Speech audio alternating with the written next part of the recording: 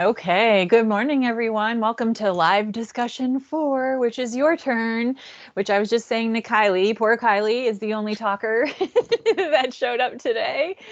And then I did the Kent State Black Squirrel 5K this morning, which so now I feel a little hyper, but it was good to get my body moving again. I was joking on social media that my 2-mile walking time was close to my PR in cross country in high school, which was 30 years ago.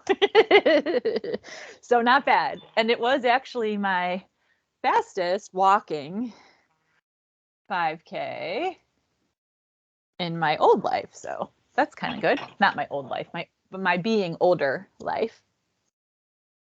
Hi, Sarah. Welcome. Yes, hi, how are you? I'm good. How are you? I'm doing all right. Just having a weekend is all. Yeah, join us, right? Are you here as a talker or an observer? An observer. Okay, great. Yeah, just an observer. I'm finding that the call-in maybe is working a little easier than the last time I tried to join in on my computer. Yeah. So, No worries. This is perfect. Thanks. Welcome. all right. Yes, thank you. Sure thing. All right. So I don't want to harass Kylie with the conversation. Unless, Kylie, did you have things you want to talk about? Or I'm obviously not like personal things, but Yeah, I mean, I had like one question if I like needed great. to bring something up. It was a really simple one. I was just like, what do you think are some good qualities a person needs to possess, like in order to be a good like health coach? Oh, great question, Kylie. Thank you so much. Personally, from teaching the class and things, I think the hardest thing is staying out of other people's stuff, right? And so some of it is that trying not to give advice and also trying not to impart our own values onto things. I think and I don't want to repeat what I said earlier this semester, but it's super easy sometimes to see what we think other people should do or think or want. And I don't know about y'all, but I am full of opinions and usually they're really strong. And I don't normally assert them or even communicate them unless I'm confident that they are my opinions and that they're backed up, depending on who I'm talking to too, backed up by science and research and, things of that nature. But so that would mean, I think the number one quality is really a good, like I call it a rebounder, right? So an opportunity to really just listen to what someone else is saying and then in a quasi therapy way, be able to say like, okay, so this is what I heard you say over the last 10 minutes about whatever it is, and just really help that person to hear themselves. I think it's also important as a health coach coming out of our field, right? And here's where I get just a little bit rude or I don't know, protective of my field of health education specialists and community health, because there's a lot of health coaches out there, right? And often, and I think I've shared this before, they're kind of one-trick ponies. So, and that's so rude. People feel free to be upset with me if I just said something really rude about you.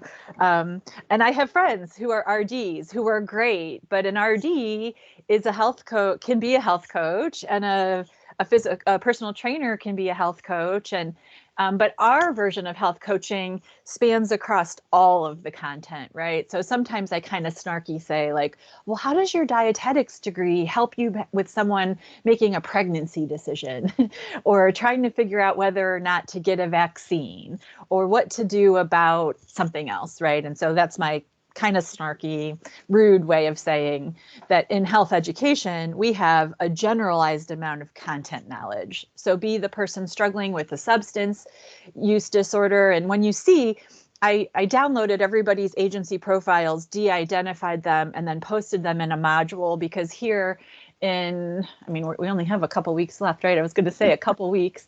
I think in the next module, perhaps, and I apologize that it looked like there was stuff due over spring break because there should not have been things due over spring break. So yeah, the classmate agency profiles are coming up because then for week 14 then is when you'll get a chance to look at them. And you don't have to look at them all, but you'll notice American Cancer Society, Disabled American Veterans, Rainbow Connection, Empower Sports, Central American Medical. I mean, there's just a whole variety of spaces.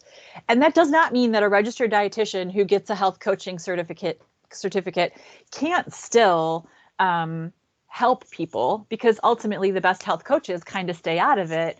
But I have found within most of my situations, either directly with students in my office or otherwise, that I do need to have some basic, like, well, no, actually, that drug doesn't work like that. Or, yeah, that drug is really addictive the first time you try it. Or, you know, no, a pregnancy doesn't really go that way. Here's what your, you know, what your options are. That's not how that contraceptive works. And so I think we do have to have some amount of content knowledge just to help a person, especially if they're struggling with some misinformation. Does that help answer your question? Yeah. That was a really long-winded answer. But that was a great transition, Kylie, so thank you. Because the other thing I thought I would talk about today is the next thing people are usually worried about. By now, y'all are desensitized to the videos, so you're good to go with video 4, even though it escalates a little bit more. The Who Am I paper is the last big thing. And usually that's something that makes people nervous at first. But I would say, and maybe you all are here already, and I'm not asking you to be there if you're not, but generally at the beginning of the course, people are most nervous or concerned about the videos, right? And then we get desensitized, and or we realize it's a safe space, or we just give up, or we keep struggling, but we do it anyways because we care about our grade. And then the Who Am I paper is the next one that people will say, well, what do you mean? Who am I? Like, that's kind of a big question, Lori. And so, but at the end of the semester, students usually are like, I get it. I get the videos. And often students will say the Who Am I paper was one of the best assignments. Very similarly to how more than just a few of you have come to or have been enjoying the logs. You know, I'm a little bit behind right now. I apologize. I really did try to rest over spring break because I wasn't going to make it to the end of the semester if I didn't. But the Who Am I paper goes along with Kylie's question, even though it might seem like I'm trying to like peek into your life in a way. Keep in mind, you can answer it however you want. You can tell me all your dirty secrets if you want to. It will remain with me. It won't go anyplace else, or you can keep it on the surface, whatever your comfort is.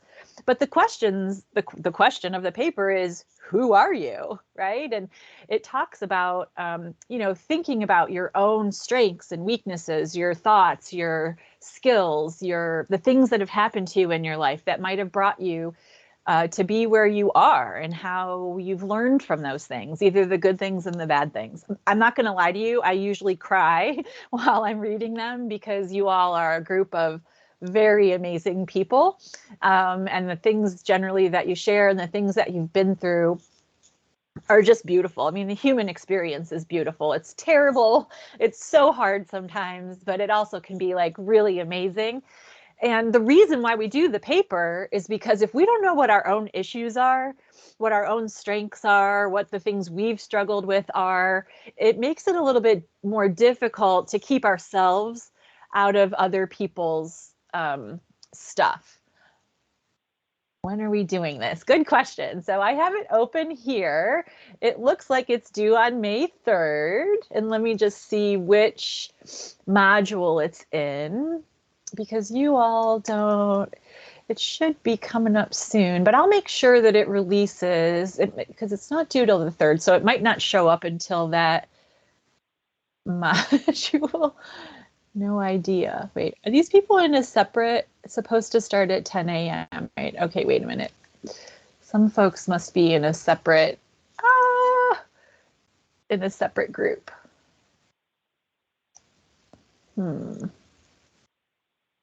I wonder what happened. Let's see. Sorry, we are in the group. I'm not sure what.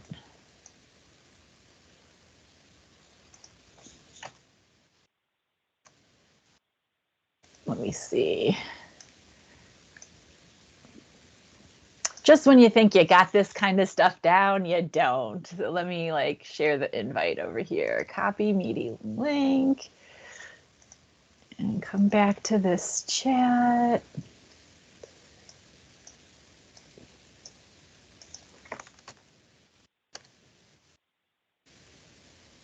All right, we'll wait for those folks to join us. So sorry, people.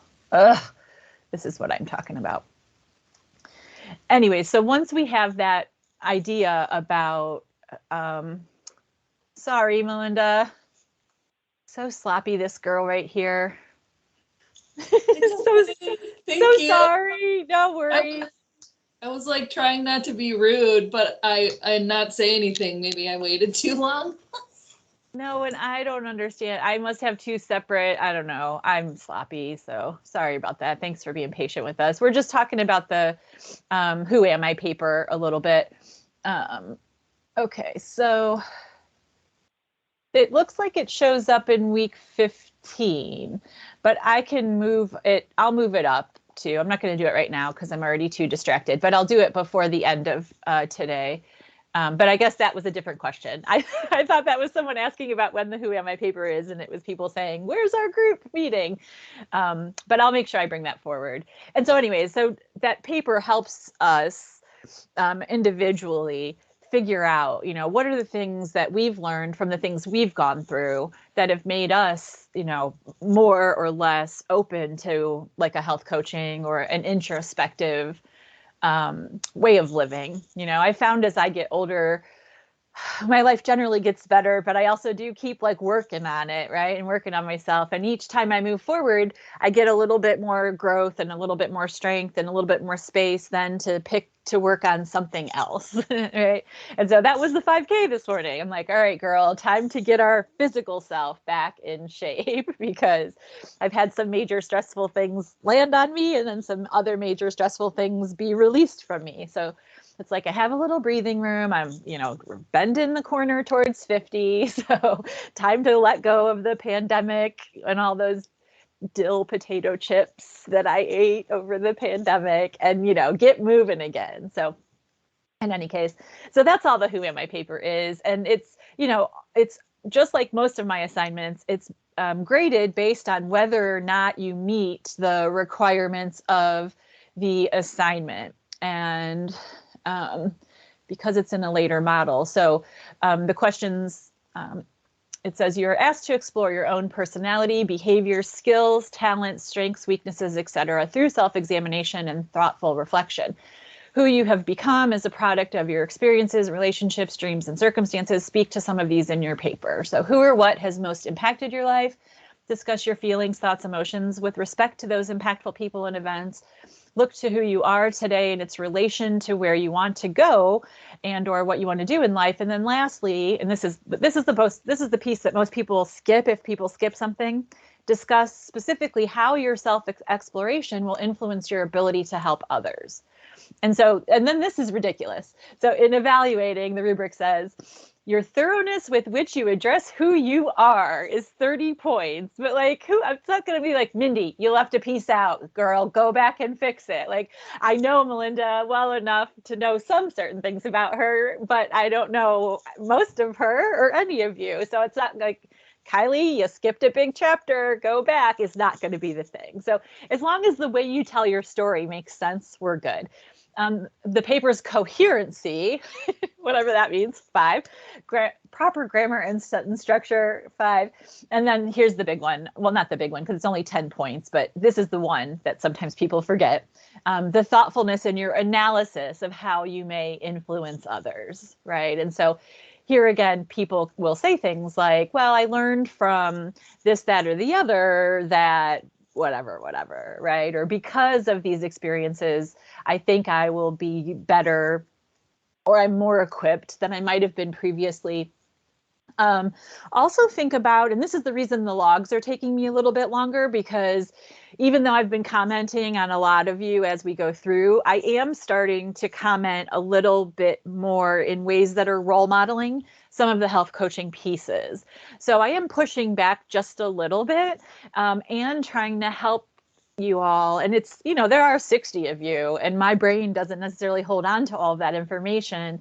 But I do have sort of mini mental notes about some of the things you all have been going through. And I do sometimes go back and look just a little bit, especially if I think like, gosh, I feel like I've read this before. Then I'll look back and see like how your thoughts have progressed. And some of you are just openly talking about the fact that you're rereading your logs. Some of the students just have the same assignment And so each week you're opening it and just sort of re-answering the questions so you can see what you said last week. And that I think can also help as we see, again, this was supposed to be, we're still in a pandemic. No one's called it off. Sadly, our numbers are going up a little bit right now in Ohio. I'm hoping that's just because of spring break. But, we do seem to be moving our way through back to a quasi-normal space. But I know that I still am exhausted and like under a black cloud of whatever the heck we're going to call it next. And my students are experiencing that as well. And so, I think we're all still struggling. And so the more that we can sort of, think about that and how the things, again, that we've overcome have given us the strength and the skills and the knowledge and the whatever else it is to move through whatever's coming next, right? Because you just never know what's around the corner when we get there. So does anyone else have any questions? Mindy or Melinda, did you show up to talk today? Yeah. I need my anything points. You want to say or anything you want to ask or? If this is the right format for it, it's kind of like, it's I guess they're all personally. Yeah, well, you can wait. This is being recorded and is for everybody. I don't mind. It's just more of like a direction I'm headed in terms of this class and stuff. Yeah, that might help people if you don't mind. Okay, well, tell me if I don't mind if we should talk about it on the side or whatever. So I'm exploring opening a life and goal coaching company. Oh, will I be able to afford you is my question. At first, for show.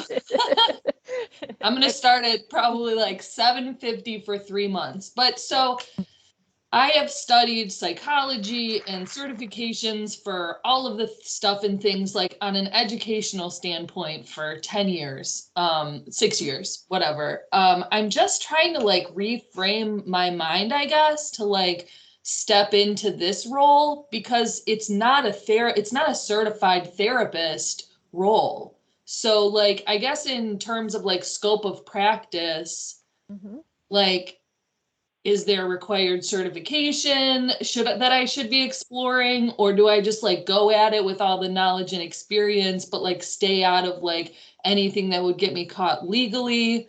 Yeah. Like I've been on like a one-track mind of like school psychologist and like, here's your certifications you need for that. And I really took it to heart what you said in one of the earlier discussions, like anybody can call themselves a coach, but like, are they credible? And I just want to make sure that I am like ethically credible, you know? Well, and I didn't want to rob that from you, because some of us who call ourselves, even the one that bothers me the most is the sexperts, right? I'm like, what the heck is a sexpert? That just drives me a little nuts. And do you have any, and I do always ask those kind of, my husband would say elitist, you're just an elitist faculty. And I'm like, well, whatever, call me whatever you need to, right? But I can't be someone who's in education and not respect education though. Like that's just not in me. So I think there are all kinds of people, irrespective of what labels we put on ourselves, professionally or otherwise, that run a whole spectrum of qualified, right? So I definitely do have opinions about that. I was saying to Kylie when we first started that even, the health coaching piece is a popular title now, and with certain requirements, which we could talk about that more outside of this, because it's something that I'm trying to make sure we don't do enough of the video role playing in here to really qualify for all of the hours. So what I'm going to do is create a lab, like a 1-credit lab that people can bolt on to this course if they want to. But it's going to take a while, at least a year or so for me to be able to do that, such that then our students would be qualified to sit for the board certified health coaching exam. So you could definitely look at that. And I can share that information with you. I was actually trying to even gather it to stick it in one of the end modules in case folks were interested. And the board certified health coaching exam is the one that allows you then to like bill Medicare and Medicaid and certain other insurances specifically for the health coaching, right? But That's interesting. yeah, but if we're just staying in our lane, and if you can call yourself a life coach, a health coach, whatever the title is, because there's no proprietariness to that title at current, right? But I would still be thoughtful just about those ethical guidelines about, it's not appropriate for us to be prescribing diets, for example, or talking about, nutrition on those micro, like, well, you need this many grams of blah, blah, blah. And because you're diabetic, you should be blah, blah, right? That's all registered dietetic space. Nor, there's no version of sexuality educator, counselor, therapist, physician who should be telling people what to do about a pregnancy, telling people which contraceptive they should be on, right?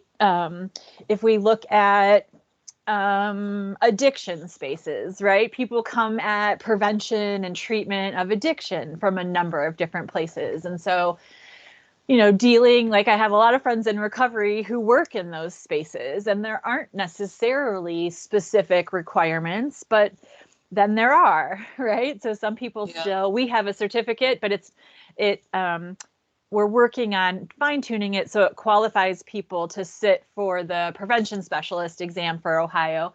And then our counseling cohorts, and if you're really interested, I would encourage you to look at it. The counseling folks, I believe theirs is a graduate certificate. And right now, I think it's free. Like, I think you actually get paid. They have scholarships for everybody who participate in it. It's a graduate? Yeah, I'll send that one to you. Does it do like CDCA or LCDC specific certifications at all, or? See, now you're talking about things that are a little... That's fine. menacing. I just emailed like the health human services department in general, because when I was at Tri-C, I was pursuing being an LCDC 2 or 3, whichever one you get after CDCA. I have like all of these credits and all of these hours and all of this stuff, and I can't apply it anywhere at Kent, I guess. So this one says the Addictions Counseling Graduate Certificate prepares students for licensure eligibility as a chemical dependency counselor in Ohio, issued by the Ohio Chemical Dependency Professional Board.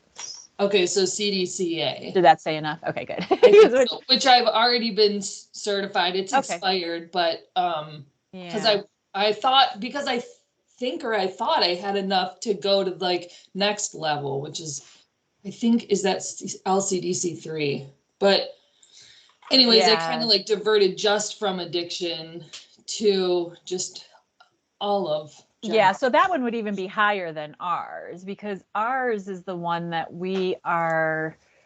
ours is connected. Ohio Department of Alcohol and Drug Addiction Services, a certified prevention specialist, is the one that ours is being tweaked to work towards. So yeah, so, I usually tell folks, if you have an idea of what you want to do, try to find the other people in the universe doing that, and see what requirements they have and what elements they're looking for. Because even in this course, a lot of you are coming from exercise science spaces, right? And you want to be personal trainers, or again, you're working to be dietitians, or you're, are in a health education program and are looking to be education specialists or prevention specialists. So the world is our oyster, right? When it comes to, and especially now with social media and the internet, and one of the upsides of the pandemic is we've all gotten a lot better at like the telehealth, telemedicine pieces. If I need a new therapist and I love this woman on Instagram, I'm like, I really prefer to be in the office with someone, but she's in Georgia. And I'm like, does she do Instagram counseling? Because she's awesome. And I think I could do way fewer sessions and make way more work with her, but she's also like quasi famous, so she doesn't have time for me, I'm sure. But in any case, what's her name? Do you mind sharing? But I don't know how to say it, which is I think it's Tadra. Wait, her famous book is The Boundaries. I'm gonna And I watched some of her stuff and I'm like, I wish someone would just say her name so I could say it appropriately. Anyways, but she just speaks to me in terms of all of the old school stuff and then all of the new stuff. And I'll share it with you off of here because it'll take me too long to find her. Even though I'll keep scrolling anyways because I love her. And she even had the one day she was like, these are the 4 books everybody should have to read. Everybody should read.